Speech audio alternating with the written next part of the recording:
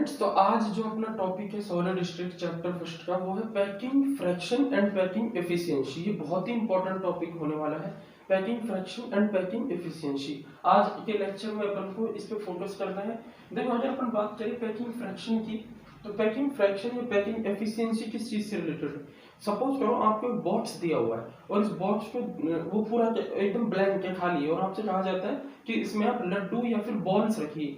तो आप बॉल्स को जब रखना स्टार्ट करेंगे तो आपसे ये कहा गया है कि मैक्सिमम जो इसका स्पेस है वो कवर्ड अप हो जाना चाहिए। जो आपको बॉक्स दिया हुआ है उसको आपको मैक्सिमम उसका जो स्पेस है वो कवर करना है। लड्डुओं को या बॉल्स को इस तरह से उसमें सेट करना है कि उसका मैक्सिमम जो स्पेस है वो ऑक्यूपाइड हो जाए, यानी खालिस्तान या जो वैकेंट स्पेस है वो कम से कम बचना चाहिए। क्लियर है? तो इस चीज को अपन क्या बोलते हैं, पैकिंग फ्रैक्शन या फिर पैकिंग एफिशिएंसी। जितना मुझे ऑक्यूपाइड वॉल्यूम दिया गया है उसमें से मैंने कितना भर दिया। क्लियर है? नहीं है, कितना मैंने भर दिया, मैंने किस तरह से लड्डुओं को उसमें सेट किया या बॉल्स को मैंने सेट किया कि उसका मैक्सिमम जो स्पेस है वो ऑक्यूपाइड हो गया, अधिकतम हमने उसका इस्तेमाल कर लिया उसके दिए गए स्थान का। तो उसको अपन क्या बोलते हैं, पैकिंग एफिशिएंसी और पैकिंग फ्रैक्शन। क्लियर है? नहीं? जैसे एक बच्चे ने मान लो मैक्सिमम जो वॉल्यूम दिया हुआ है उसका 52% स्पेस ही ऑक्यूपाइड किया और एक ने 68% स्पेस ऑक्यूपाइड किया, तो जो अपन बोलेंगे पैकिंग एफिशिएंसी वो किसकी ज्यादा होगी, 68% वाली की। और अपन बात करते हैं 52% वाली की तो उसकी कम होगी पैकिंग एफिशिएंसी। क्लियर है? नहीं है? अच्छा, इससे रिलेटेड होती है। अब ये इन दोनों में क्या डिफरेंस है, देखो फ्रैक्शन जो होता है वो एक के रिस्पेक्ट में निकाला जाता है फ्रैक्शन, और जो एफिशिएंसी है वो 100 के रिस्पेक्ट में यानी परसेंटेज में रिप्रेजेंट की जाती है। बस ये दोनों फर्क है, ये परसेंटेज में रिप्रेजेंट की जाती है और ये फ्रैक्शन में रिप्रेजेंट की जाती है। जैसे फॉर एग्जांपल अगर मान लो पैकिंग एफिशिएंसी 52% आती है, सपोज करो अगर मान लो पैकिंग एफिशिएंसी आ रही है, क्योंकि पैकिंग एफिशिएंसी परसेंट में निकाली जाती है ना, तो ये 52% आ रही है, तो जो पैकिंग फ्रैक्शन आएगा वो क्या आएगा, 0.52 आएगा। क्लियर है? यानी कि 1 के रेस्पेक्ट में है। क्लियर है? और ये 100 के रेस्पेक्ट में आएगी। तो ये दोनों में डिफरेंस होता है। चलो अब देखो, इसका एक फॉर्मूला होता है जो अपन को लिखना है। पैकिंग फ्रैक्शन का जो फॉर्मूला होता है मैं आपको बता देता हूँ, इससे अपन को स्टार्ट करना है। तो देखो बच्चों, जो पैकिंग फ्रैक्शन होता है उसका क्या फॉर्मूला है, पैकिंग फ्रैक्शन होता है volume occupied by atoms upon, packing fraction का फॉर्मूला क्या है, volume occupied by atoms upon volume of unit cell. Volume of unit cell मैंने बताया, जो यूनिट सेल आपके भाई अपन बात कर रहे थे, बॉक्स आपको दिया गया है, तो बॉक्स क्या है, यूनिट सेल है, क्यूबिक बॉक्स है। क्लियर है? नहीं? हम यहाँ पर क्यूबिक सिस्टम की बात करने वाले हैं। मैंने पिछले वीडियो में आपको 14 टाइप के ब्रेविस लैटिसेस बताए थे। क्लियर है? नहीं भाई, 7 टाइप की यूनिट सेल बताई थी आपको क्रिस्टल लैटिस पैरामीटर्स के बेस पे। उसमें फर्स्ट क्यूबिक थी जिसको अपन को पढ़ना है। क्लियर है? नहीं कंप्लीट इस चैप्टर में। तो उस क्यूबिक सिस्टम की बात कर रहे हैं, उस क्यूबिक यूनिट सेल की बात कर रहे हैं। आपके पास एक क्यूबिक यूनिट सेल है, समझ में आ रहा है सबको, क्यूबिक यूनिट सेल है। तो क्यूबिक यूनिट सेल जो है उसका जो मैक्सिमम वॉल्यूम दिया हुआ है उसमें आपने कितना वॉल्यूम कवर्ड किया, आपने जो एटम्स रखे, जो बॉन्ड्स रखे, उसको आपने किस तरह से रखा, उन्होंने कितना वॉल्यूम उसका ऑक्यूपाइड किया। क्लियर है? नहीं? तो volume occupied by atoms upon volume of unit cell, इस रेशियो को अपन बोलते हैं पैकिंग फ्रैक्शन। क्लियर है? So this is the packing fraction. लेकिन अगर हम पैकिंग एफिशिएंसी की बात करते हैं तो पैकिंग एफिशिएंसी क्या होती है, देखो इसको अपन इस पूरे फॉर्मूले को 100 से मल्टीप्लाई कर देंगे। इन दैट मींस हम लिखेंगे volume occupied by atoms, volume occupied by atoms upon volume of units, volume of units, ठीक है, और इनटू 100, तो 100 के रिस्पेक्ट में आ जाए, ठीक है, और फ्रैक्शन 1 के रिस्पेक्ट में आता है। तो ये दो इंपॉर्टेंट फॉर्मूले क्लियर है जो अपन को ध्यान रखने कैलकुलेशन के टाइम पे। अपन क्या करने वाले हैं, अलग अलग टाइप की जो हमारी यूनिट सेल्स है, क्यूबिक में 3 टाइप की अपन ने देखी थी। फर्स्ट कौन सी सिंपल है, प्रिमिटिव टाइप की यूनिट सेल होती है। सेकंड कौन सी होती है, बॉडी सेंटर्ड यूनिट सेल होती है, body centred cubic unit cell, और थर्ड होती है face centred cubic unit cell. इन तीनों टाइप की जो यूनिट सेल्स हैं इनमें अपन पैकिंग फ्रैक्शन या पैकिंग एफिशिएंसी निकालेंगे। क्लियर है? इन दोनों फॉर्मूले की मदद से पहले अपन वॉल्यूम निकालेंगे एटम्स का, भाई उस यूनिट सेल में जितने भी एटम्स रखे हुए हैं उनका वॉल्यूम निकालेंगे जो उन्होंने ऑक्यूपाइड किया हुआ है, और उस यूनिट सेल में कितना वॉल्यूम है जो दिया हुआ है। भाई आपको जो बॉक्स दिया हुआ उसका टोटल वॉल्यूम कितना है, क्लियर है? वो आपको पता है पूरा खाली पड़ा है। अब उसमें आपने लड्डू या बॉल को रखा, तो रखने के बाद उन लड्डू या बॉल्स ने कितना वॉल्यूम उसका ऑक्यूपाइड किया, फिर वो ऊपर रखते हैं। इस तरह से अपने यहाँ पे चेक करते हैं। जैसे देखो सपोज करो आपके पास इस टाइप का कोई बॉक्स है, ठीक है, तो ये जो वॉल्यूम है इसका पूरा पूरा वो कैलकुलेट कर लेंगे, उसमें यहाँ रखेंगे। सपोज करो यूनिट सेल है, वॉल्यूम ऑफ यूनिट सेल हो जाएगी। उसके बाद अंदर इसमें क्या रखनी है अपन को, इस तरह से बॉल्स रखनी है, इस तरह से एक के नीचे एक अगर अपन बॉल रखते हैं इस तरह से, इस तरह से इस तरह से अगर अपन बॉल्स रख देते हैं तो क्या होगा बच्चों, बॉल रखने के बाद क्या आपने इस पूरे दिए गए मैक्सिमम जो अवेलेबल वॉल्यूम था इसका उसका 100% यूज कर लिया? बिल्कुल, हमने ट्राई किया था लेकिन हमने 100% यूज नहीं किया। देखो बीच बीच में यहाँ पर कुछ स्पेस बचा हुआ है जो अभी भी अनऑक्यूपाइड रह गया, अभी भी ये ऑक्यूपाइड नहीं हुआ है, अनऑक्यूपाइड स्पेस यहाँ पर रह गया, रिक्त स्थान यहाँ पर खाली जगह रह गई। तो यहाँ भी खाली जगह रही, मैक्सिमम हमने कवर करने की कोशिश की बट हम नहीं कर पाए, कंप्लीटली कवर इसको नहीं कर पाए, कुछ वॉल्यूम रह गया। क्लियर है? नहीं तो कहने का मतलब ये है कि जो वॉल्यूम ऑक्यूपाइड रह गया उसको अपन क्या बोलते हैं, अनऑक्यूपाइड रह गया, बचा रह गया उसको अपन क्या बोलते हैं बच्चों, वॉइड्स। ठीक है, क्या बोलते हैं, वॉइड्स। तो वॉइड्स का मतलब होता है एम्प्टी स्पेस। अपने सारे बॉल्स, ये सारे लड्डू यहाँ पर रख दिए, लड्डू ले लो, बॉल्स ले लो, एटम्स ले लो, है ना, यहाँ पर अपन ने रख दिए। उसके बाद कितना वॉल्यूम अभी भी खाली बचा हुआ है, एम्प्टी बचा हुआ, उसको अपन वॉइड्स बोलते हैं। ऑक्यूपाइड स्पेस में नहीं बोलते, अनऑक्यूपाइड बोलते हैं। जो बचा हुआ है एम्प्टी है उसको अपन वॉइड्स बोलते हैं। ऑक्यूपाइड जो स्पेस होता है उससे क्या बनता है, फ्रैक्शन बनता है, पैकिंग फ्रैक्शन है, पैकिंग एफिशिएंसी। क्लियर है? ठीक है, तो इस तरह से वॉइड्स बचा। चलो इसको एक बार नोट करो।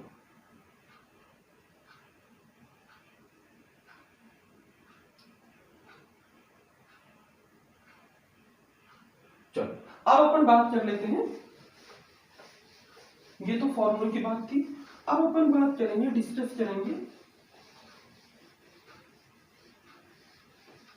एक एक यूनिट सेल को अपन लेंगे, एक एक यूनिट सेल में पैकिंग फ्रैक्शन और पैकिंग एफिशिएंसी की कैलकुलेशन करते हैं। क्लियर है? नहीं तो सबसे पहले अपन कौन सी यूनिट सेल ले रहे हैं, अपन कैलकुलेशन कर रहे हैं।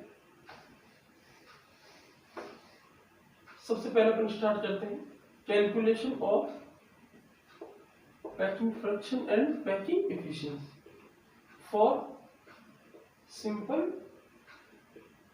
Cubic unit cell. जो हमारी सिंपल क्यूबिक यूनिट सेल है, ठीक है, सिंपल क्यूबिक यूनिट सेल है, उसके लिए अपन को क्या कैलकुलेट करनी है बच्चों, packing fraction and packing efficiency. चलो तो देखो इसके लिए अपन को क्या क्या चाहिए। वैसे सीधी सी बात है, हमको पहले तो यूनिट सेल अपन ड्रॉ कर लेते हैं। ये हमारी simple unit, simple unit cell में क्या होता है हमारे पास, देखो बिल्कुल सिंपल, यहाँ पर हम कॉर्नर्स पर पार्टिकल्स रख देते। ये हमारी सिंपल यूनिट सेल है और पार्टिकल्स कहाँ रखे होते हैं, हमारे कॉर्नर्स पर रखे होते हैं। पार्टिकल्स कहाँ रखे होते हैं बच्चों, कॉर्नर्स पर रखे होते हैं। सबको समझ आ रहा है, पार्टिकल्स कॉर्नर्स पर रखे होते हैं। क्लियर? अच्छा, अब अगर अपन देखें, हमको चाहिए हमारे पास क्या क्या इंफॉर्मेशन इस यूनिट सेल के बारे में अवेलेबल है, ठीक है, जो हमने अभी तक पढ़ा है इसके बारे में। तो लेट अस से देखते हैं क्या क्या अवेलेबल है। तो देखिए यूनिट सेल की अगर अपन बात करें तो ये यहाँ से यहाँ तक की डिस्टेंस क्या है, तो इस कॉर्नर से इस कॉर्नर के बीच की जो ये डिस्टेंस है इसको अपन क्या बोलते हैं बच्चों, ए, और इसका नाम होता है एज लेंथ। भाई ये एज होता है ना, वन डायमेंशनल होता है एज, ठीक है, तो एज लेंथ है। तो हमारे पास जो एज लेंथ है वो हमें पता है, एज लेंथ कितना होता है, ए। क्लियर है? अच्छा, अब अपन बात करते हैं ए एंड आर रिलेशन। ये भी मैंने आपको बताया, ए और आर के बीच का रिलेशन क्या होता है बताओ, ए इक्वल टू 2r। सिंपल के लिए निकाला था ना, ए इक्वल टू 2r। क्लियर?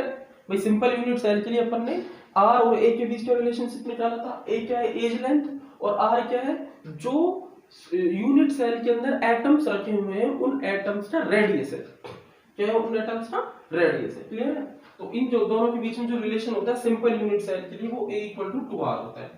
अच्छा, उसके बाद हमारे पास रैंक है, रैंक क्या होती है यूनिट सेल की? रैंक का मतलब क्या होता है? Atoms per unit cell.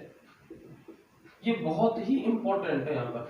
अरे सीधी सी बात है, एक यूनिट सेल हमें दी हुई है तो उस यूनिट सेल में कितने एटम्स एक्चुअली में प्रेजेंट है, उन एटम्स से ही तो पता चलेगा कितना वॉल्यूम ऑक्यूपाइड किया हुआ है। अब देखिए इस यूनिट सेल में वैसे तो 8 एटम्स होते हैं, लेकिन एक्चुअल में जो एटम्स होते हैं उसमें वो 1 ही होता है। हमने रैंक कैलकुलेशन की हुई है, 1 कैसे आता है आप पिछले वीडियोस जरूर जाके देखो, ठीक है। रैंक 1 कैसे यहाँ पर दी है इसको अपन ने, ठीक है। तो रैंक होगी, रैंक का मतलब एटम्स पर यूनिट सेल, और एटम्स पर यूनिट सेल कितनी आएगी इसमें? 1 आएगी। सिंपल यूनिट सेल में कितनी आएगी बोलो? 1 आएगी। ध्यान आ रहा है? ये पार्टिकल कॉर्नर्स पर है तो 1/8 तो कवर करेगा इसका, क्योंकि ये जो पार्टिकल है वो एक में नहीं 8 यूनिट सेल्स में प्रेजेंट है, तो एक यूनिट सेल में इसका 1/8 ही जाएगा। ऐसे 8 पार्टिकल्स का 1/8 into 8 यानी 1 पार्टिकल जाएगा, यानी इस पूरी की पूरी यूनिट सेल में एक्चुअली में एक ही पार्टिकल प्रेजेंट है। क्लियर है? तो वो उसे अपन बोलते हैं एटम्स पर यूनिट सेल या रैंक। तो इस यूनिट सेल की रैंक 1 आएगी, सिंपल क्यूबिक यूनिट सेल की। चलो, एक पार्टिकल इसमें प्रेजेंट है। अच्छा, इस पार्टिकल का वॉल्यूम क्या है जरा बताओ? वॉल्यूम, अब देखो मैं एक बहुत इंपॉर्टेंट बात बता देता हूं। वॉल्यूम ऑफ एटम जो होता है वो होता है वॉल्यूम ऑफ स्फीयर। अब थोड़ा सा मैथ्स लगाते हैं। स्फीयर आपने पढ़ा हुआ है, 3 डायमेंशन ज्योमेट्री। स्फीयर जो होता है उसका जो वॉल्यूम जब अपन कैलकुलेट करते हैं तो वो कितना आता है? 4/3 पाई आर क्यूब। कितना आता है? 4/3 पाई आर क्यूब। तो ये एक स्फीयर या एक एटम का वॉल्यूम माना जाता है। भाई स्फीयर जो होता है उसकी तरह ही तो एटम होता है, एटम स्फीयर ही तो मान सकते हैं अपन, गोला ही तो मान सकते हैं एटम को, ठीक है। उसका वॉल्यूम कितना होता है बच्चों? 4/3 पाई आर क्यूब होता है, जहां आर क्या है? उस एटम का या स्फीयर का रेडियस है। क्लियर है? तो वॉल्यूम ऑफ एटम या स्फीयर होता है 4/3 पाई आर क्यूब। ये बहुत ही इंपॉर्टेंट है यहाँ पर। चलो अब अपन देखते हैं वॉल्यूम क्या होगा यूनिट सेल का। वॉल्यूम ऑफ यूनिट सेल, तो देखो यूनिट सेल किस टाइप की है? क्यूबिक है, तो क्यूब का वॉल्यूम क्या होता है? ए क्यूब। भाई एज लेंथ ए है ना, तो ए इंटू ए, तो क्या बनता है बोलो? ए क्यूब। ये बहुत सिंपल है। क्लियर है नहीं? तो वॉल्यूम ऑफ यूनिट सेल हो गया हमारा ए क्यूब। चलो अब अपन देखते हैं इसमें, ये सारे इंफॉर्मेशन आपके पास आ गए। अब अपन स्टार्ट करते हैं हमारा पैकिंग फ्रैक्शन, पैकिंग एफिशिएंसी कैसे लगाना है इसमें। तो देखो पैकिंग फ्रैक्शन निकालेंगे अपन। पैकिंग फ्रैक्शन क्या है? Volume occupied by atoms. उसका मतलब क्या होता है? देखो कितने एटम्स है यूनिट सेल में? ए, तो नंबर ऑफ एटम्स लिख दो उसको निकालने के लिए। नंबर ऑफ एटम्स लिख दो, नंबर ऑफ एटम्स को मल्टीप्लाई करते हैं अपन volume of atoms, 4/3 pi r. भाई इस यूनिट सेल में एक एटम ने कितना वॉल्यूम ऑक्यूपाई किया है? वही वॉल्यूम ऑक्यूपाइड बाय एटम्स होगा, तो एक ही तो एटम है, तो एक एटम का वॉल्यूम क्या होगा? 1 into 4/3 पाई आर। क्लियर है नहीं? देखो आप सिंपलीफाई करके ऐसे भी लिख सकते हो, पैकिंग फ्रैक्शन जो होता है, अगर आप नंबर ऑफ एटम को z से रिप्रेजेंट कर दें, number of atom z into volume of one atom, ये क्या हो गया? Volume occupied by atoms in unit cell. भाई एक यूनिट सेल में कितना वॉल्यूम ऑक्यूपाइड किया हुआ है एटम्स ने, उसका फॉर्मूला क्या बनेगा? कितने एटम्स है वो z हो गए, और एक एटम का वॉल्यूम क्या है? वो v हो गया। क्लियर है? भाई 5 एटम है तो एक एटम का जो वॉल्यूम होगा v into 5 कर देंगे, 2 एटम है तो v into 2 कर देंगे। क्लियर है नहीं? सिंपल इनकी बात चल रही है तो सिंपल में एक ही एटम होता है तो 1 into v कर देंगे। बॉडी सेंटर में 2 एटम आते हैं 2 into v कर देंगे। फेस सेंटर में 4 एटम आते हैं तो 4 into v कर देंगे।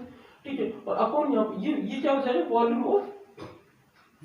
ऑफ वन एटम, या एक एटम का वॉल्यूम। क्लियर है? तो उसको अपन लिख देते हैं, तो फिक्स है तो 4/3 पाई आर क्यूब लिख देते हैं, और यहां लिख देते हैं volume of unit cell V cell. तो ये जो फॉर्मूला हमारा बन रहा है ये पैकिंग फ्रैक्शन का बन रहा है, z into 4/3 pi r cube upon V cell. अगर पैकिंग एफिशिएंसी में कन्वर्ट करना है इस फॉर्मूले को, तो अपन क्या करेंगे? पैकिंग एफिशिएंसी इक्वल टू हो जाएगा z into 4/3 pi r cube upon volume of unit cell, और इसको कर देंगे 100 से मल्टीप्लाई। तो ये हमारा फॉर्मूला इस तरह से चेंज हो जाएगा। क्लियर है? चलो तो देखो z की वैल्यू क्या है यहाँ पर? भाई एटम्स पर यूनिट सेल, ये हमारा होता है z। तो z की वैल्यू क्या होगी? 1, तो 1 into 4/3 pi r cube upon, अब एक यूनिट सेल का वॉल्यूम कितना है यहाँ पर? a cube. ठीक है, ये बन। अब इसको आगे सॉल्व करो, कैसे करेंगे? देखो a की वैल्यू क्या है? 2r। ठीक है, तो यहाँ पर अपन इसको रख देंगे, पुट कर देंगे। तो जो पैकिंग फ्रैक्शन आएगा वो क्या आएगा बच्चों? 1 into 4/3 pi r cube upon a की वैल्यू रखेंगे 2r, तो 2r का होल क्यूब हो जाएगा। कैलकुलेट करो इसको, तो हो जाएगा 1 into 4/3 pi r cube upon, इसको सॉल्व करेंगे 2r इंटू 2r। क्लियर? ठीक है, तो ये बच्चों क्या हो जाएगा, 2 से ये 4 कैंसिल आउट हो जाएगा, 2 बचेगा, 2 से फिर ये 2 कैंसिल आउट हो जाएगा, ये r से देखिए r r r क्या बन जाएगा, r क्यूब। तो बचा हुआ जो लिख देते हैं, ये हमारे पास बचा हुआ है पर 2 पाई r क्यूब अपॉन, ये 3 नीचे डाउन आ जाएगा 3, ये दोनों 2 बचे नहीं है, ये 3 इंटू 2 और ये बच गया r क्यूब। क्लियर? अब देखो r क्यूब से r क्यूब कैंसिल हो जाएगा, r क्यूब से r क्यूब कैंसिल, तो ये क्या बचेगा, ये हमारे पास 2 से 2 कैंसिल, तो हमारे पास बचेगा तो पाई/3। ठीक है, और पाई/3 का मतलब क्या हो गया, 3.14 अपॉन 3। ठीक है, इस तरह से ये लास्ट में फाइनलाइज बच जाए। देखो 1 ये हो जाए 1 इंटू 4/3 पाई आर क्यूब हो गया, 2r का होल क्यूब हो गया, इसको ऐसे अपन ने लिख दिया, 2 से 2 को अपन ने 4 से कैंसिल आउट कर दिया, 2 बच गया। क्लियर है? यहाँ पर क्या बचा 2 से फिर 4 से अपन 2 को कैंसिल आउट कर देंगे, फिर अपने पास क्या बचेगा पाई आर क्यूब, यहाँ 2 नहीं बचेगा, यहाँ बचेगा अपने पास पाई आर क्यूब। क्लियर है? और नीचे क्या बचेगा, देखो बच्चों नीचे हमारे पास बचा हुआ है आर क्यूब हो जाएगा, r r r r cube हो जाएगा। क्लियर है? और नीचे क्या बचा हुआ है 3 नीचे डाउन में आ जाएगा इनटू ये दोनों 2 तो कैंसिल आउट हो गए थे, अभी 2 बच गए। ठीक है, 2 बचा हुआ, ये आ गया यहाँ पर 6। क्लियर हो गया? तो इस तरह से अपन ने ये देख लिया। अब देखो इसको जो आप सॉल्व करोगे तो ये हमारे पास आ जाए 0.52। ठीक है, पैकिंग फ्रैक्शन क्या आ गया 0.52। अच्छा, अगर अपन पैकिंग एफिशिएंसी निकालेंगे तो क्या करेंगे, इस पैकिंग फ्रैक्शन को 100 से मल्टीप्लाई कर देते हैं ना, तो जो पैकिंग फ्रैक्शन आया है 0.52 इंटू 100 पे मल्टीप्लाई कर देंगे, तो परसेंट में आंसर क्या आएगा हमारे पास 52%। इन सिंपल क्यूबिक यूनिट सेल में आप सिंपली ही एटम्स को अरेंज करोगे, तो इस तरह बहुत ही कम एटम्स यानी एक यूनिट पर यूनिट सेल में एक ही एटम अरेंज होगा। इस तरह से अपन शॉर्ट एटम्स को यहाँ पर अरेंज करते हैं। रैंक जो होगी ना उतने ही तो एटम्स अरेंज होंगे। एक यूनिट सेल में कितने एटम्स अरेंज होंगे, एक एटम अरेंज होगा, और एक एटम अरेंज होगा तो कितना वॉल्यूम ऑक्यूपाइड करेगा, मात्र 52% वॉल्यूम ऑक्यूपाइड करेगा उस पूरी यूनिट सेल का।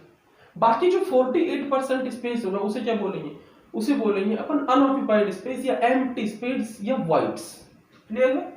तो यहाँ पर जो बाकी जो रिमेनिंग 48% जो बचा हुआ है इसको अपन बोलेंगे वाइड्स।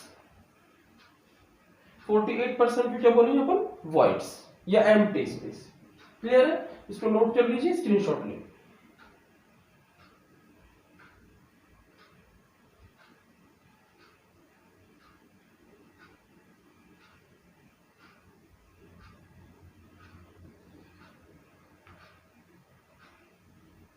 चलो क्लियर हो गया। अब इसके बाद अपन स्टार्ट करते हैं सिंपल के बाद body centred cubic unit cell के लिए अपन किस तरह से कैलकुलेट करें।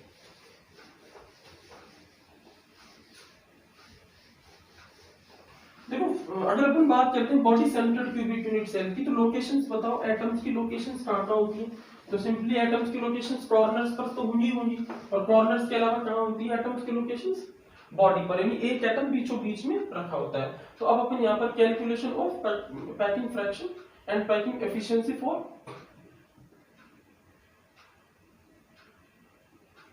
Body centred cubic unit cell. Body centred cubic unit cell एक बार अपन बना लेते हैं, देखो बहुत ही सिंपल है, कई बार मैंने आपको बनाई, दोबारा बना के दिखा देता हूँ। सबसे पहले क्यूब अपन ने ड्रॉ कर लिया, इसके बाद पार्टिकल्स की लोकेशन दिखानी है। तो पार्टिकल्स हमारे पास कहाँ कहाँ होंगे, कॉर्नर्स पर होंगे पार्टिकल्स, तो अपन ने क्या किया कॉर्नर्स पर पार्टिकल्स को पुट कर, कॉर्नर्स पर सारे सारे, इसके बाद एक पार्टिकल बिल्कुल बीच में होगा मिडिल। तो ये हमारी कौन सी है body centred cubic unit cell. अब अपन ये देखते हैं बॉडी सेंटर्ड ये जो क्यूबिक यूनिट सेल हमें दिखाई दे रही है, इस body centred cubic unit cell में सबसे पहले क्या देखेंगे अपन, एज लेंथ। तो एज लेंथ तो वही ए रहेगा, ये तो यहां से यहां तक की डिस्टेंस ए है, एज लेंथ। ठीक है, तो ये हो जाएगी हमारी ए। उसके बाद a and r relation, body centred के लिए ए और आर के बीच का रिलेशन याद करो भाई, अपन अपना रिलेशन क्या होता था, a equal to 4r upon √2। Clear है? a equal to 4r upon √2 या r इक्वल टू √2a/4 ये होता था। तो इसको अपन यहाँ पे यूज करने वाले हैं। अच्छा, अगर अपन बात करें नेक्स्ट, तो रैंक क्या होती थी इसकी बताओ। रैंक या atoms per unit cell, atoms per unit cell, rank या एटम्स पर यूनिट सेल ये होती थी इसकी दो। कैसे होती थी भाई, कॉर्नर से कंट्रीब्यूशन 1/8 होता है एक पार्टिकल का।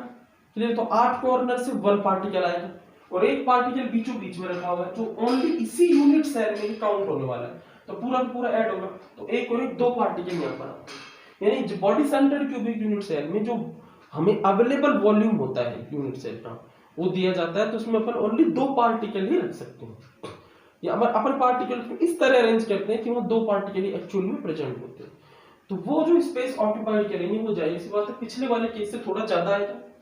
भाई रैंक जिसकी ज्यादा होगी उस केस में वॉल्यूम ज्यादा ऑक्यूपाइड होगा, तो उस केस में पैकिंग एफिशिएंसी और पैकिंग फ्रैक्शन इंक्रीज हो जाएगा, तो इसमें ज्यादा आने वाला है। तो रैंक पर एटम्स, रैंक पर एटम्स पर यूनिट सेल ये क्या होगी हमारे पास 2।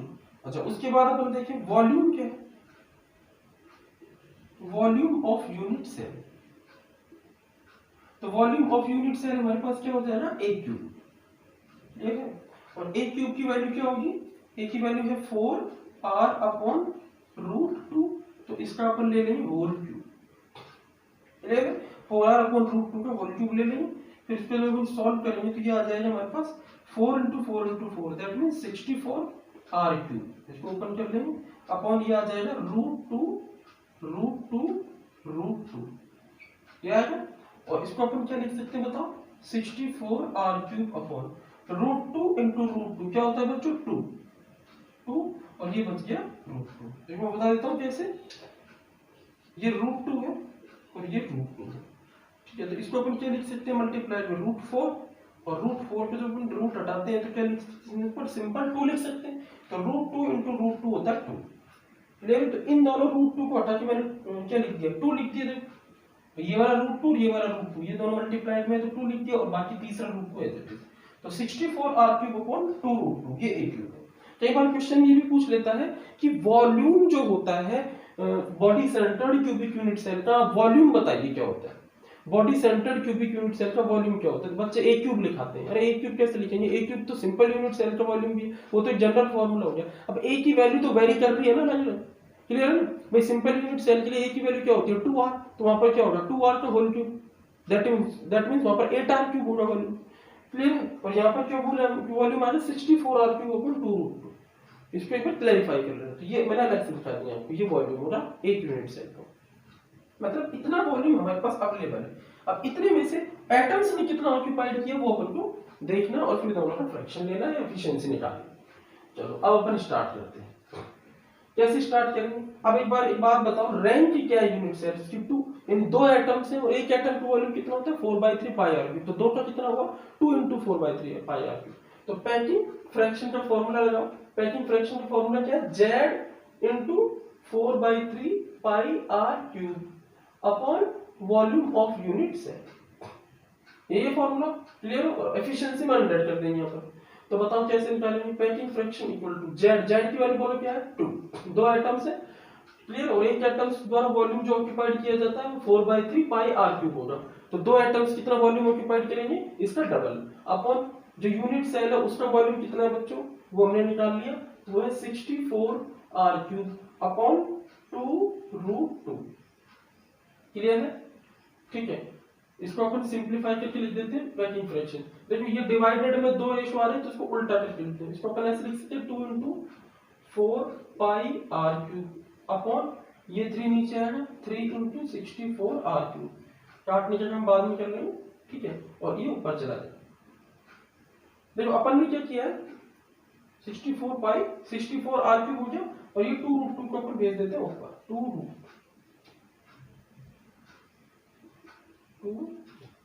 इस तरह लिख लीजिए इसको सिंपलीफाइड। भाई ये 3 नीचे आ गया, ठीक है, और ये जो 2 √2 है ऊपर चला गया और 4r क्यूब हमारे पास डिनोमिनेटर में बच गया। अब देखो कैंसिल आउट करो, r क्यूब से r क्यूब कैंसिल हो जाएगा, ठीक है। और देखो यहाँ पे क्या कैंसिल हो रहा है, देखो अगर हम देख यहाँ पे तो 4 से अपन इसको कैंसिल आउट कर सकते हैं, यहाँ पर 1 बचेगा 2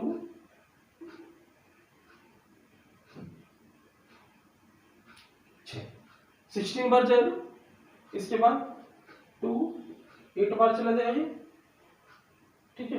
अब क्या बचा देखो यहाँ पर 8, फिर से कट जाएगा 4 बचे, ठीक है। तो पैकिंग फ्रैक्शन क्या आ रहा है देखो फाइनली हमारे पास, यहाँ क्या बचा ऊपर 5, ठीक है, यहाँ पे क्या बचा √2, ठीक है, और नीचे क्या बचेगा 3 × 4, क्लियर है। तो देखो पैकिंग फ्रैक्शन क्या है हमारे पास, पाई की वैल्यू क्या होती है 3.14, ठीक है, इंटू √2 अपॉन 4 3 जा 12,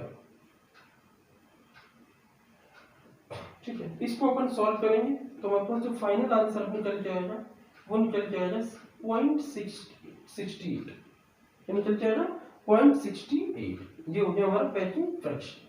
और पैकिंग एफिशिएंसी कैसे निकालेंगे बच्चों, बस सिंपली इसको 100 से अपन मल्टीप्लाई कर देंगे, पैकिंग फ्रैक्शन इनटू 100 कर देंगे, ठीक है। तो पैकिंग एफिशिएंसी जो हमारे पास निकल के आएगी वो 68%, मतलब ज्यादा आएगी सिंपल यूनिट सेल के कंपैरिजन। एक बार इसको नोट कर लीजिए, उसके स्क्रीनशॉट लीजिए।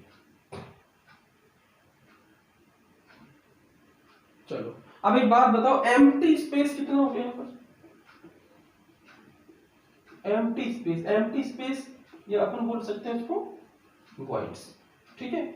ये कितना होगा, इसको अपन सिंपली निकालेंगे 100 माइनस पैकिंग एफिशिएंसी, जो पैकिंग एफिशिएंसी आ रही है उसको सब्सट्रैक्ट करते हैं 100 में से, that means 100 minus 68, that means कितना आएगा 22%, ये है हमारा एम्प्टी स्पेस,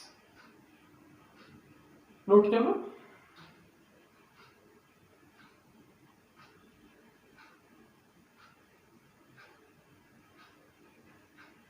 चलो अब हमारे पास लास्ट सिस्टम रह गया, और वो कौन सा सिस्टम है हमारे पास, face centred cubic unit cell.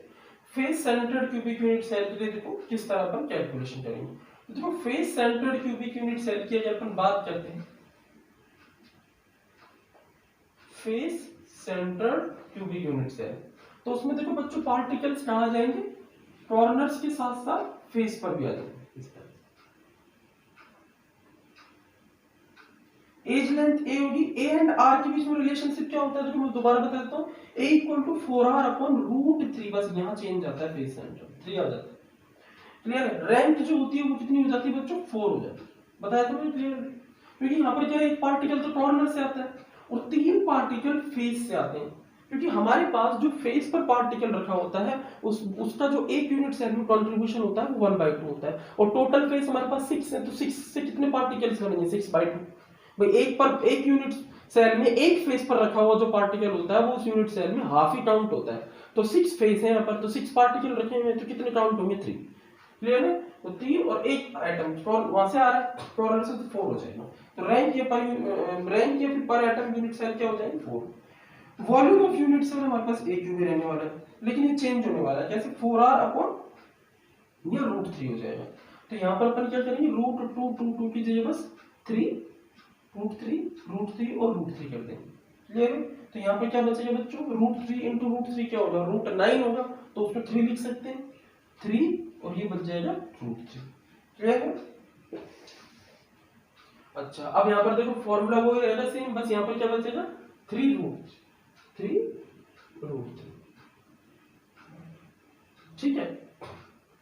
इसको दोबारा से अरेंज कर लेंगे, देखो यहाँ पर अपन लिख सकते हैं 4 × 2 8 πr3, ठीक है, अपॉन और ये हो जाएगा 3 × 64r3, ऊपर भेज देंगे इसको इंटू 3√3, ये बच रहा है। सिंपलीफाइड तरीके से लिख लेंगे, पैकिंग फ्रैक्शन क्या आ जाएगा हमारे पास, देखो पैकिंग फ्रैक्शन आ जाएगा 8 को यहाँ से कैंसिल आउट कर सकते हैं अपन 8 से, ठीक है। तो ये हमारे पास क्या बचा, r³ से r³ कैंसिल, 3 से 3 कैंसिल, तो हमारे पास क्या बचेगा बच्चों √3 π/8, ये बचेगा, और पाई ये बच रहा है लिख दिया, √3 ये अपॉन 8, ठीक है। अच्छा अब इसको देखो कैसे कैलकुलेट करेंगे, √3 की वैल्यू अपन रख सकते हैं 1.732, ये होती है √3 की वैल्यू इनटू पाई की वैल्यू पर रखते हैं 3.14 अपॉन 8, ठीक है, इसको सॉल्व करोगे तो आपके पास जो आंसर निकल के आएगा वो आएगा 0.74। ये पैकिंग सबसे ज्यादा पैकिंग फ्रैक्शन आएगा। रीजन क्योंकि सबसे ज्यादा एटम्स आ रहा है। एक यूनिट सेल में अगर एटम्स ज्यादा होते जाएंगे तो टाइटली क्लोज्ड होंगे, बिल्कुल पास पास रहेंगे, ज्यादा वॉल्यूम ऑक्यूपाई करेंगे दिए हुए वॉल्यूम का, तो पैकिंग फ्रैक्शन बढ़िया। देखो पैकिंग फ्रैक्शन एक के एस्पेक्ट में निकल गया, और पैकिंग एफिशिएंसी जो आएगी बच्चों कितनी आएगी, वो आएगी हमारे पास packing fraction into 100। That means कितनी आएगी, पैकिंग एफिशिएंसी आएगी 74%। ठीक है, और जो एम्प्टी स्पेस बचेगा या वाइड्स बचेंगे, ठीक है, वाइड्स, ठीक है, या फिर हमारे पास जो एम्प्टी स्पेस बचेगा वो बोलो कितना बचेगा, जो एम्प्टी स्पेस बचेगा वो कितना बचेगा, हमारे पास 26% बचेगा। 100 में से इसको सब्सट्रैक्ट कर देंगे, जो ऑक्यूपाइड वॉल्यूम है, ठीक है, उसको सब्सट्रैक्ट कर देंगे टोटल 100 में से, तो ये हमारे पास एम्प्टी स्पेस बचेगा 26%। क्लियर, इस पे एक बार नोट कर लीजिए।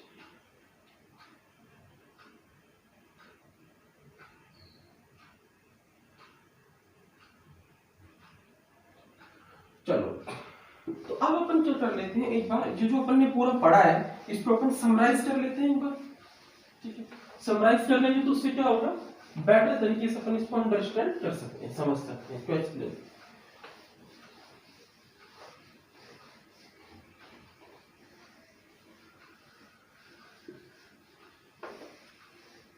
तो देखो अब मैं आपको एक बहुत ही इंपॉर्टेंट टेबल बनाने वाला हूँ। उस टेबल में जितना भी अपन ने पढ़ा है, सिंपल यूनिट सेल, मतलब primitive unit cell, body centred cubic unit cell, face centred cubic unit cell, इन तीनों सिस्टम्स में, ठीक है, रिलेशन क्या होता है ए और आर के बीच में, रैंक क्या होती है, यानी एटम्स पर यूनिट सेल कितना होता है, क्लियर है नहीं।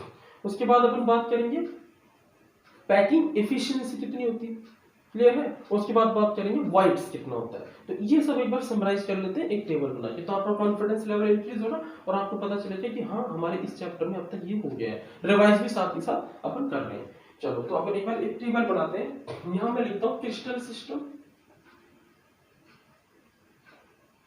क्रिस्टल सिस्टम, या फिर अपन कह सकते हैं यूनिट सेल, क्रिस्टल सिस्टम या फिर यूनिट सेल।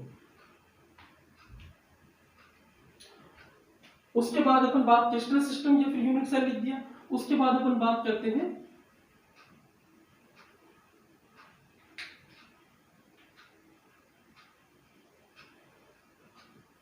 चलो क्रिस्टल सिस्टम और यूनिट सेल लिख दिया। अच्छा, कौन कौन से क्रिस्टल सिस्टम यूनिट सेल हमारे पास है। सबसे पहले हमारे पास सिंपल, ठीक है, सिंपल यूनिट सेल।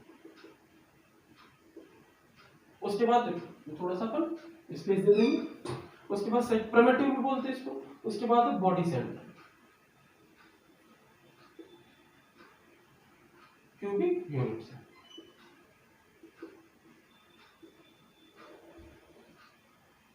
सिंपल, ये भी क्यूबिक ही है, तो हम लिख देते हैं cubic unit cell, simple cubic unit cell, clear. Second body centre cubic unit cell, और लास्ट है हमारे पास फेस सेंटर क्यूबिक यूनिट।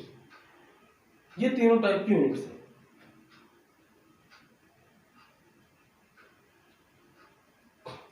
इसके बाद बात करते हैं अपन रैंक।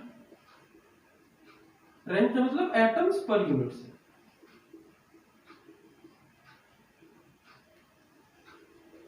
रैंक या एटम्स पर यूनिट सेल की बात करेंगे। अच्छा, इसके बाद बच्चों अपन बात कर लेंगे a and r relation,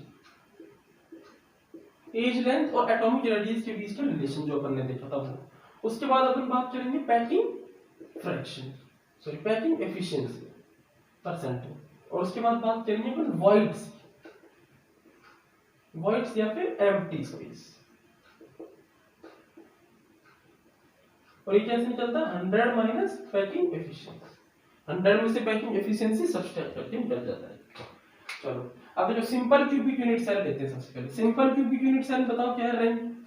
simple cubic unit cell की रैंक होती है 1, क्लियर है, और कॉर्नर्स पर ही पार्टिकल्स होते हैं, ठीक है। ए एंड आर के बीच में रिलेशन बताओ। ए एंड आर के बीच में रिलेशन ए इक्वल टू होता है 2r, कोई प्रॉब्लम नहीं।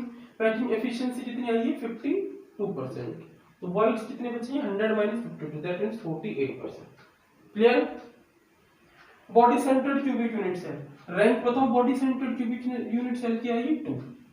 क्लियर? और जो ए है और आर के बीच में रिलेशन है वो कितना आएगा 4r/√2, ये रिलेशन 4r/√2। और जो पैकिंग एफिशिएंसी है वो कितनी आएगी 68%। और वॉइड्स या एम्प्टी स्पेस बच्चों कितना आएगा 100 - 68 कर लेंगे तो दैट मींस 32% है। लास्ट है हमारे पास face centred cubic unit cell. Face centred cubic unit cell की रैंक क्या आएगी एटम्स पर यूनिट सेल 4 आएगा। और ए और आर के बीच रिलेशन आएगा a = 4r/√3, ये आ जाएगा। क्लियर? और जो हमारे पास पैकिंग एफिशिएंसी है वो कितनी आएगी बच्चों 74%। ठीक है? और वॉइड्स या empty space 100 - 74 that means 26%। Clear है? तो इस तरह से अपन कैलकुलेट कर सकते हैं यूनिट सेल के लिए अलग अलग तरीके की प्रॉपर्टीज। जैसे फर्स्ट होगी रैंक, सेकंड होगी ए और आर के बीच का रिलेशनशिप, यहाँ से न्यूमेरिकल्स आने के पूरे चांस रहते हैं। ये कंसेप्चुअल पार्ट हो गया, आपको पैकिंग एफिशिएंसी ना पूछ करके वर्ड्स पूछ सकता है, वर्ड्स दे करके पैकिंग एफिशिएंसी पूछ सकता है। ठीक है? इस तरीके की चीजें वो आपसे पूछ सकता है। तो इसको एक बार फटाफट से नोट कर लीजिए।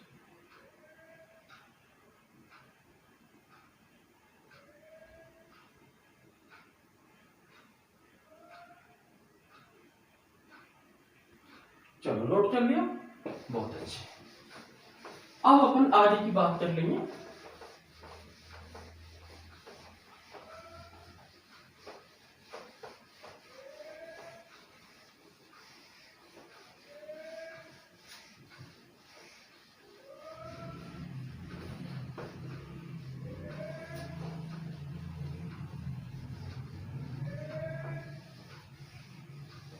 चलो देखो, अगर अपन आगे की बात करें तो अब अपन को एक्चुअली में क्या करना है, अपन को पैकिंग के अलग अलग टाइप पढ़ रहे हैं बच्चों। पैकिंग के अलग अलग टाइप पढ़ रहे हैं। पैकिंग के अलग अलग टाइप का क्या मतलब है, देखो यहाँ पर अपन को एक टॉपिक पढ़ना बहुत ही इंपॉर्टेंट, और वो है क्लोज पैकिंग। क्या पढ़ना है? Close packing. क्लोज पैकिंग का मतलब क्या होता है? देखो, जब अपन दिया गया जो वॉल्यूम है उसको भर लेते हैं एटम से, क्लियर है, तो हम कितनी एफिशिएंसी के साथ भर रहे हैं उसको अपन क्लोज पैकिंग कहते हैं। ये एफिशिएंसी सबसे ज्यादा face centred cubic unit cell में आती है 74%। ठीक है? तो लेकिन हम एटम्स को जब अरेंज करते हैं वहां पर तो वो किस तरह से दिखाई देता है। और यहाँ पर सबसे इंपॉर्टेंट एक वर्ड आता है कोऑर्डिनेशन नंबर के। Coordination number,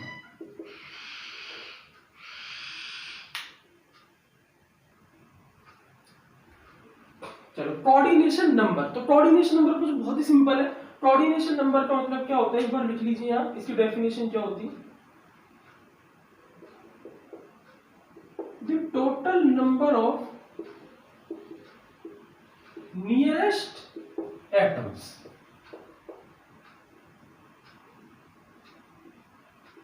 touch to a particular atom.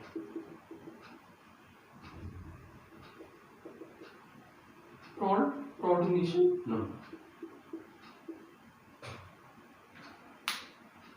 हमारे पास यूनिट सेल या क्रिस्टल सिस्टम में एक पार्टिकल है, तो उस एक पार्टिकल के चारों तरफ और कितने पार्टिकल्स हैं जो उसको टच कर रहे हैं, तो उन पार्टिकल्स का नंबर उसे अपन बोलते हैं coordination number. Total number of nearest atoms touch to a particular atom called coordination number. ये अपन अलग अलग टाइप की जो क्लोज पैकिंग होती है, अलग अलग टाइप की जो क्लोज पैकिंग होती है उसमें अपन को एक्सप्लेन करना है।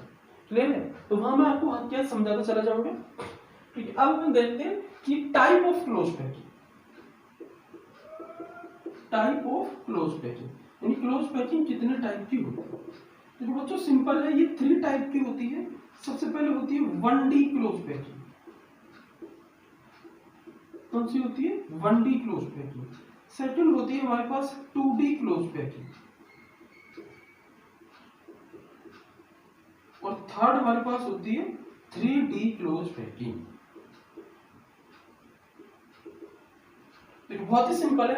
1D क्लोज पैकिंग में क्या होता है, हम पार्टिकल्स को एक ही डायमेंशन में पैक करते हैं, एक ही डायमेंशन में अरेंज करते हैं। क्लियर? भाई एक ही डायमेंशन में अरेंज करने का मतलब ये है, पार्टिकल्स तो भाई यूनिट सेल तो पूरा 3D होता है, लेकिन हम ओनली वन डायमेंशनल को ही देख रहे हैं अभी एक बार में स्टडी में। हम जब उसकी स्टडी कर रहे हैं अरेंजमेंट की तो हम ओनली वन डायमेंशनल को ही देख रहे हैं, क्योंकि अगर अपन वन डायमेंशनल को देख पाएंगे तभी तो हम टू डायमेंशनल को अच्छे से समझ पाएंगे और उसके बाद हम थ्री डायमेंशनल को समझ पाएंगे। पूरा क्रिस्टल सिस्टम तो थ्री डायमेंशनल है, वो तो क्लियर है, लेकिन सबसे पहले अपन स्टार्ट कहां से करेंगे, वन डायमेंशनल क्लोज पैकिंग से। तो वन डायमेंशनल में अपन को पार्टिकल्स या तो एक्स एक्सिस में रखने हैं या वाई एक्सिस में रखने हैं या फिर जेड एक्सिस में रखने हैं, क्लियर है। टू डायमेंशनल में आपको दो एक्सिस एक साथ लेनी, दो एक्सिस में रखनी है, ठीक है। और थ्री डायमेंशनल में आपको पार्टिकल्स को तीनों एक्सिस पर रखना है और फिर देखना है क्लोज पैकिंग किस तरह से दिखाई देती है। तो सबसे पहले अपन स्टार्ट करते हैं वन डायमेंशनल क्लोज पैकिंग से, ठीक है। तो इसको अपन नोट कर लेंगे। देखो आज अपन वन डायमेंशनल क्लोज पैकिंग की बात करते हैं, तो वन डायमेंशनल क्लोज पैकिंग में क्या होगा बच्चों, जो पार्टिकल्स रखे होंगे वो इस तरह रखे होंगे, वो एक ही डायमेंशन में रखे होंगे और ये पार्टिकल्स इनफाइनाइट होंगे, ठीक है, क्योंकि एक ही ड्रॉप के अंदर या एक ही ग्राम, एक ग्राम हमारे पास सॉलिड होता है तो एक ग्राम सॉलिड के अंदर बिलियन ऑफ पार्टिकल हो सकते हैं। तो एक ही डायमेंशन में रखा हुआ है तो बहुत सारे particles, infinite number of particles यहाँ पर है। अब यहाँ पर एक बात बताओ मुझे, एक पर्टिकुलर एटम अपन ये वाला ले लेते हैं, इसको एक एटम ये टच कर रहा है और एक एटम ये टच कर रहा है। कितने एटम टच कर रहे हैं इसको, दो एटम टच कर रहे हैं। कितने एटम टच कर रहे हैं, दो atom.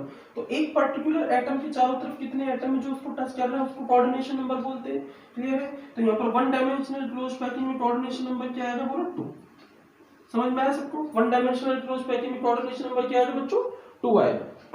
Okay, if we talk about one-dimensional closed packing, then we find the total number of nearest atom which touch a particular atom. तो यहाँ पर एक particular atom को टोटल कितने nearest atom टच कर रहे हैं, ये तो ये भी nearest नहीं है लेकिन ये टच नहीं कर रहे इसको, ये वाले टच कर रहे हैं, तो उन एटम्स को लेना जो इसको टच कर रहे हैं, ठीक है। अच्छा यहाँ पर देखो एक ज्योमेट्री और बन रही है, ठीक है, यहाँ पर एक ज्योमेट्री बन रही है। टच करने के बाद हमने क्या देखा, जब हमने इन तीनों, देखिए ये जो पार्टिकल जिसको टच कर रहे हैं, ठीक है, बाकी के दो पार्टिकल्स का अपन ने न्यूक्लियस लेके और क्या बनाया, एक सिंपल लाइन बना दी। तो ज्योमेट्री कैसी बन रही है, यहाँ पर लीनियर ज्योमेट्री बन रही है, ये भी आपको ध्यान रखना है। यानी वन डायमेंशनल क्लोज पैकिंग में ज्योमेट्री कैसे बनती है, लीनियर बनती है। कैसे बनती है, लीनियर। और कोऑर्डिनेशन नंबर क्या आता है, 2 आता है, क्लियर है। चलो नोट कर लीजिए। इसके बाद अपन देखते हैं टू डायमेंशनल क्लोज पैकिंग। बहुत ही सिंपल है, वन डायमेंशनल तो होगी, अब देखते हैं अपन टू डायमेंशनल क्लोज पैकिंग। देखो बच्चों अगर अपन बात करें टू डायमेंशनल क्लोज पैकिंग की, तो टू डायमेंशनल क्लोज पैकिंग और टाइट हो जाएगी, क्योंकि अब हम यहाँ पर दो डायमेंशंस में पैकिंग करेंगे। ये फिर से दो टाइप की होती, ठीक है, ये फिर से दो टाइप की होती। फर्स्ट होती है बच्चों square, square two dimensional close packing, square two dimensional close packing, ठीक है। इसमें क्या होता है, इसमें ज्योमेट्री स्क्वायर बनती है, जिसमें लीनियर बनती है, वन डायमेंशनल स्क्वायर टाइप की ज्योमेट्री बन जाती है। अच्छा यहाँ पर होता क्या है, अपन देखो इस तरह पार्टिकल्स को अरेंज करते हैं, इस तरह से, ये पार्टिकल या फिर अपन लड्डू ले रहे हैं तो ये इस तरह से लड्डू ले लिया अपन ने और यहाँ एक लाइन बना दी आपने लड्डू की। उसके बाद आपने क्या किया, पहली लाइन के लड्डू उसके जस्ट नीचे ही दूसरी लाइन के लड्डू, यानी दूसरी लाइन के लड्डू पहली लाइन के हर एक लड्डू के जस्ट नीचे ही आपको रखना है इसमें।